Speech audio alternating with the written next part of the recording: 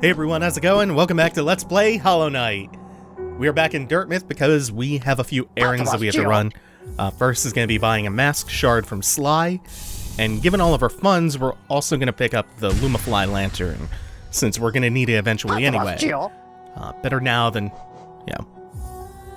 forgetting and wasting the money later. By the way, I have an extra mask shard because I visited the Caberpipper Daddy off screen, and after you rescue enough of his grubs, he gives you the grub song, which is a charm and a mask shard. Also, there's a cute plush Caberpipper that makes noises when you squeeze it, and I bought it, and it will show up on a recording one day. So he's talking about Bretta here. Lovely young lady returned to us, seems to think very highly of her rescuer, some sort of dashing warrior type. Barely stopped gushing since she got back. The warrior must have passed down below whilst I was taking my nap. Such a shame. I would love to have met such an impressive young bug. I hope you aren't too disappointed by our little town. I think we've seen this. Entry to the kingdom was forbidden long ago, supposedly after some great calamity. Still remains ways to creep back in. Over the years, all kinds used to wriggle into the ruins. Wanderers, thieves, adventurers. Yeah, looking to pick the bones of the city. Funny how few of them ever came back up. Yeah, funny that. They were probably all gobbled up. Did you see that tall cliff beyond the town's graveyard?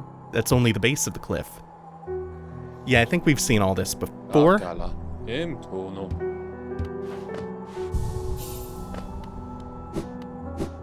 So since we have 151 Geo left over, we're going to stop in at Zelda's shop since we haven't seen her in a bit.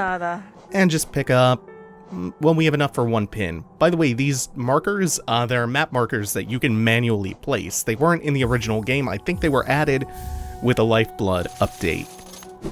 We're not going to be getting any of those. We won't really need them. They are handy if you come across something and it's not marked in the map and you just want to go, hey, this will come in handy later. I want to remember this for when I get a new ability that might be useful here. And what's this? The White Savior. Ooh, bad name. The maiden woke in darkness. Confused, she reached out. Sharp brambles jabbed at all sides. Burning acid bubbled close below. What nightmare had led her here? What hope of survival remained? This is a kind of weird fictionalized account. Doomed, she thought herself, and to despair she fell until a light bloomed far in the distance, a bright glowing spot fast approaching. It swept majestic about the thorns, leapt above burning waters, and dove towards the maiden. Coming close, the form revealed at last, a beautiful being, sharp horns gleaming white. Arms reached out for the damsel, gathering her up, grip firm. Okie dokie. And that is Bretta that we see sleeping in the background. Also, you can see a little plushie of the knight. So that's great. Bretta is the bug that we rescued back in Deep Nest.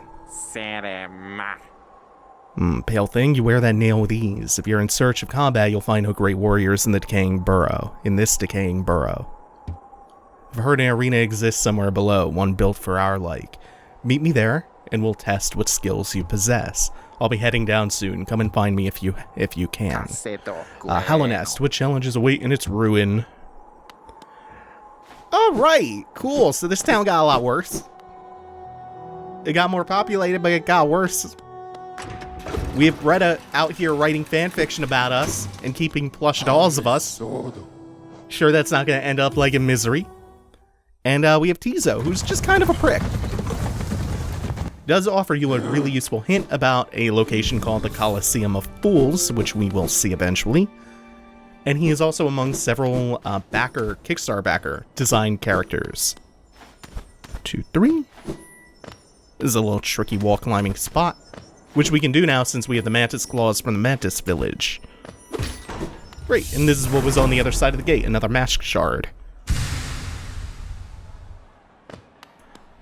Cloth is another who was designed by Kickstarter backers. We'll see one more in this episode. So that's everything that we needed to do in Dirtmouth for now, and the Queen Station, we just came back to for that heart piece. Next up is going to be our actual destination. We're heading back to the city storerooms in the City of Tears, which is a convenient enough location. We just have to fall all the way back down to the ground floor of the City of Tears. while avoiding all these lance bugs. That can be fairly annoying on the way up since you aggro so many of them while climbing. Falling down, not so much of a big deal. Also, any chance that we get for these long hallways to show off how good the Dash Master upgrade is? Mwah. Perfect. So where we are heading to is that room with the elevator in it and the glowing floor.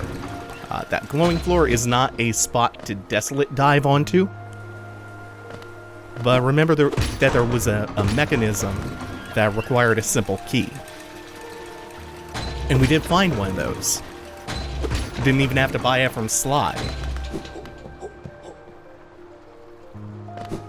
So we can just fall here and we are back where we need to go. We can insert the simple key. And I do think that acts as a consumable. So there are multiple simple keys and multiple mechanisms that require one.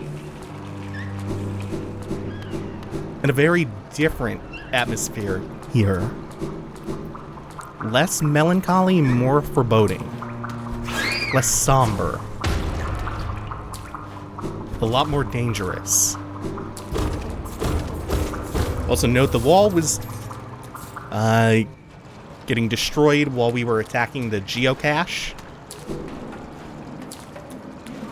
Leading us to this secret room with, oh, look at this dude. Don't take something if it isn't yours, that's the law. Everything you see, it belongs to me. Don't be angry, I'll share my food with you if you give me Geo.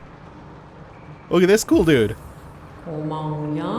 Why don't you have enough Geo? I won't share if you don't have enough. That's Tuck. Tuck will give you rancid eggs in exchange for Geo.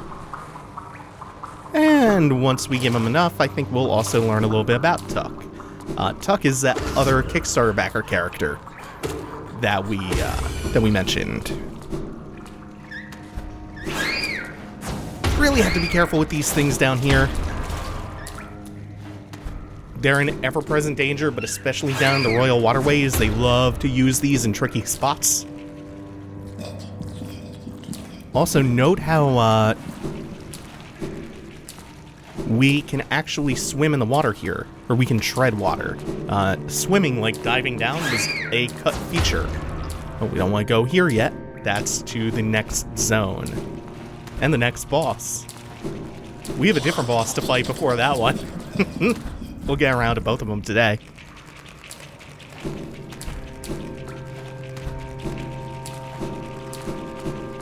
By the way, oh yeah, we got a little bit of graffiti for the bench, pointing us in the right direction. I really hope you like certain noises. We've been mostly fortunate not to encounter very many of them yet, but this is, if you're a mesophonic, ooh, this is gonna be an unpleasant experience, potentially. We'll hear soon enough. Also, the fluke flies, how many hits you take to kill these, this is a really important litmus test to how much you are going to struggle with the upcoming boss of this area.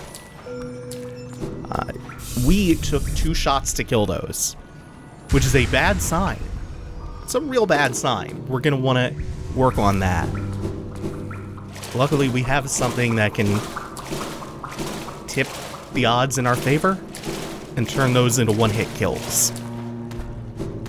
That's just about all we can do currently, at least in this section. By the way, we are not going to be able to do all of the Royal Waterways yet because we're missing a crucial few abilities. But even without them, the Royal Waterways, it's still going to connect us to 2 to 3 new areas, including the other half of the City of Tears, which itself branches in several directions. So it's still beneficial to do this early. So a really handy bench. We're going to take off our compass since we haven't found Cornifer yet, so we don't have a map. And also Dash Master to make room for Fragile Strength. That's that charm we purchased from the Fragile Charm vendor,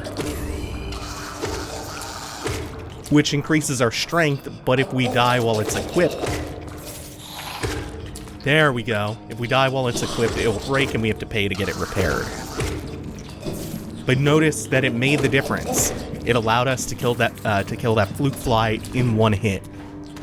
That's going to be crucial. This area just loops around back to the bench. We have another desolate dive location, leading to kind of a semi-hidden area.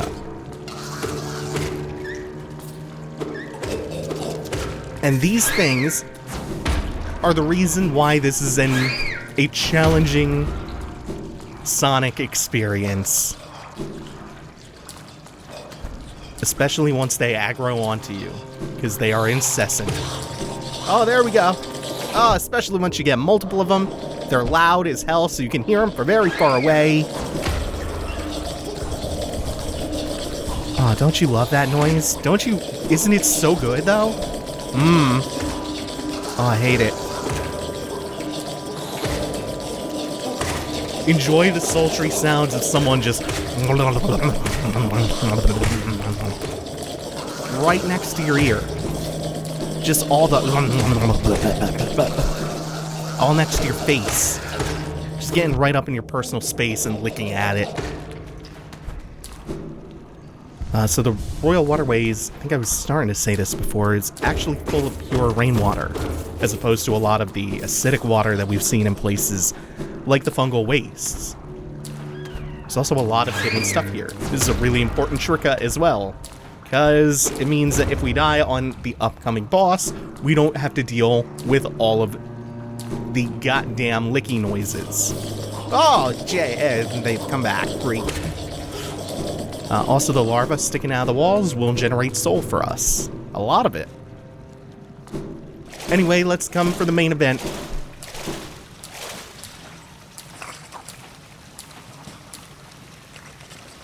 This is Flukemarm. Flukemarm is the hidden boss of the area. Flukemarm sucks. Spawns these fluke flies 2 at a time. This is why I mentioned it's so important to have enough damage output to kill them in one hit. They are relentless. Flukemarm is the hardest easy boss in the game. Every boss is made slightly easier if you've played a lot and gotten a lot of upgrades, but no boss is a gap in difficulty this wide.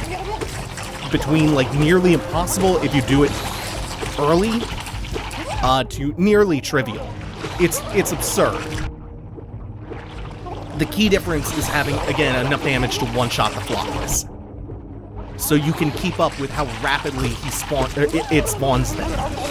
And how relentless it is with this. This fight is a lot like Dead.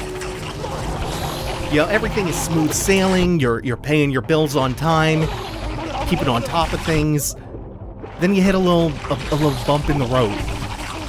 Maybe you have an emergency crop up, puts a dent in your bank account, you know, you have to dip into your savings, or you splurge a little bit too much, you know, thinking, it'll be fine, I can treat myself, and you use that credit card a little bit too liberally, and then suddenly you're just barely keeping your head above water. Which, by the way, don't go in the water in this. You can't attack unless you jump out of the water. And you're making the minimum payments each month, because that's all you can afford.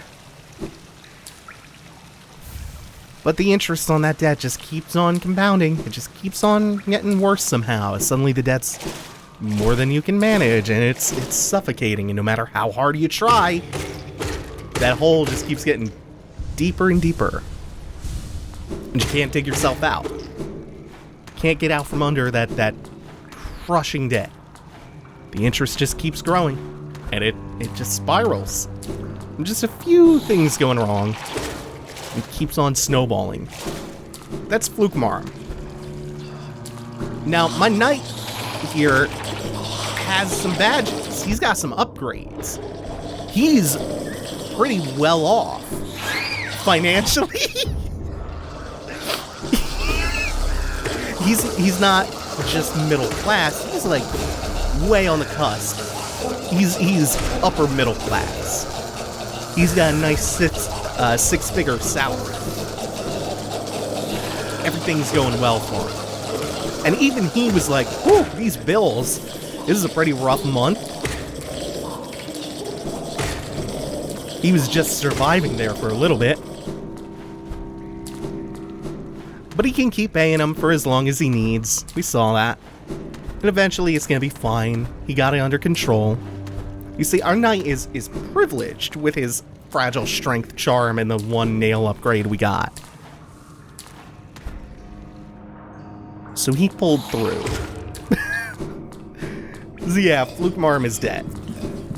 He's the big bank, and what I'm saying here is eat the rich. Eat the rich, don't for the poor. Eat the rich. You see, what we've got to do... Oh shit. What we've got to do is raise the taxes on Flukemarm and make the nail upgrades and college and healthcare more affordable for the knight. For all the knights, for all the bugs in Hallownest, actually. Perhaps even free? Wouldn't that be... for this society, it would be like some kind of socialized healthcare. Maybe even redistribute the fluke flies. Oh my god, I love the Dung Defender. Well, hold on, I'm on to something. We actually... Hold on. I think that might be what the fluke nest is that we got. The charm that we got from the Flukemarm. Because that spawns fluke flies for us. And we get it from eating the rich. You see, the Flukemarm is the wealthy bank, and we ate the rich, and now we get the flies, so we've successfully redistributed the fluke fly wealth. Is the knight my beautiful anti-capitalist communist child? Oh, the fluke nest is redistributing the wealth. You know what I think? I think this might be the hottest take of all time. Oh my god. This is so good though. I've done very bad at this boss. On this attempt. It has gone poorly. But you know what matters? Oh no, I broke my charm. My privilege is gone. Okay, at least we can put our good old Dash Master back on. Oh, great, the licking noises are back. Love those, missed them. Can we actually, you know what? How much does the fluke nest cost? Damn it. Oh no, that's not the one that spawns things that turns the vengeful spirit into a bunch of bugs. Damn. Oh, great, licking. Love it. I don't think we got this before. Oh, no egg for us. Did a very bad job on that fight. But what really matters is that we did quite possibly the worst close reading of the subtext maybe ever. We really just went all in on that, and that's great. We did that. It happened. It was certainly a thought. I think it might be right, though.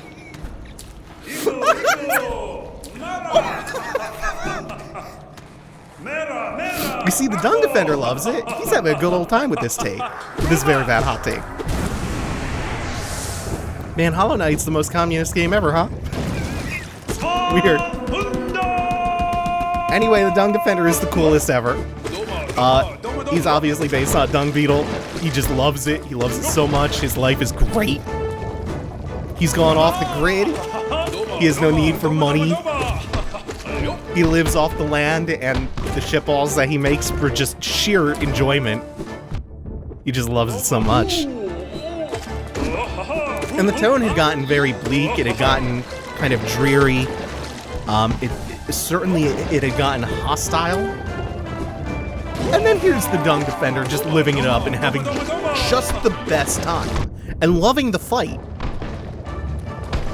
And just being the silliest goddamn person. And his music is delightful. Hollow Knight can just throw these curveballs at you, and it always works. It's always good. Yes, Doma.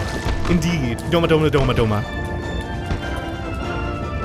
The music is very cheery here, too. Alright, let's do a better... Well, we've already done a better job with Phase 1. Let's do a better job with Phase 2 as well.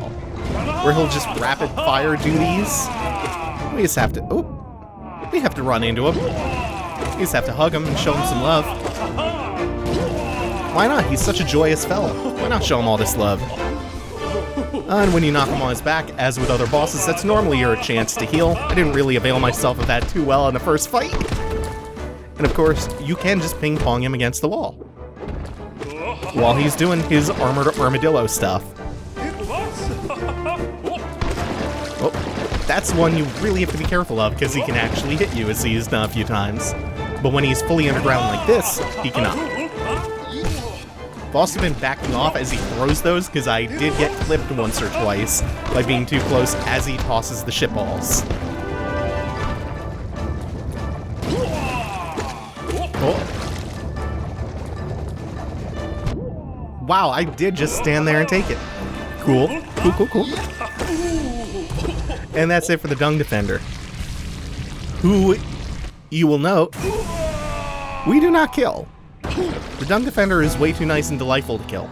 We just kind of smack him out of the way so we can pick up the Defender's Crest, which is going to have quite a bit of utility for us.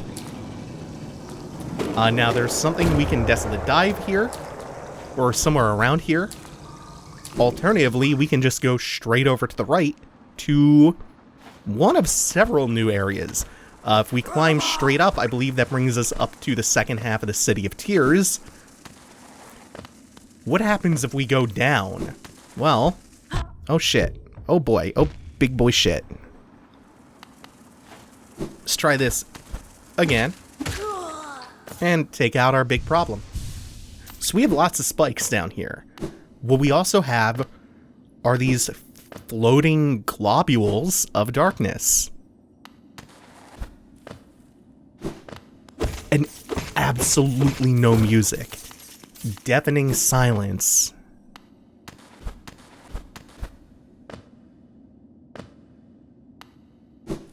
Suffocating silence.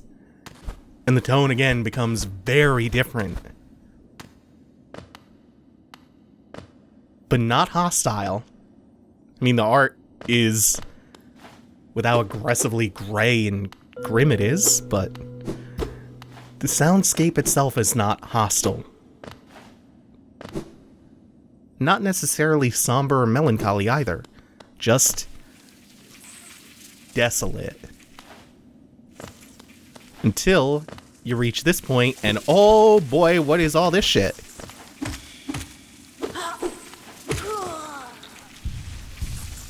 Well, the black globules that look a lot like our shade form,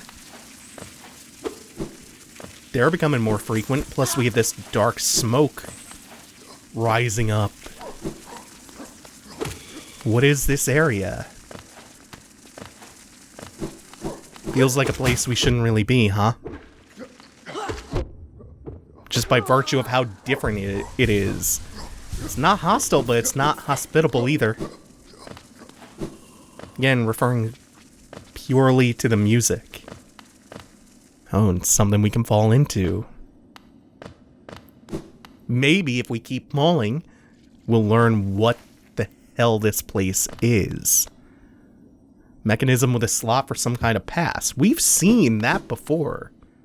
We saw that back at the failed tramway.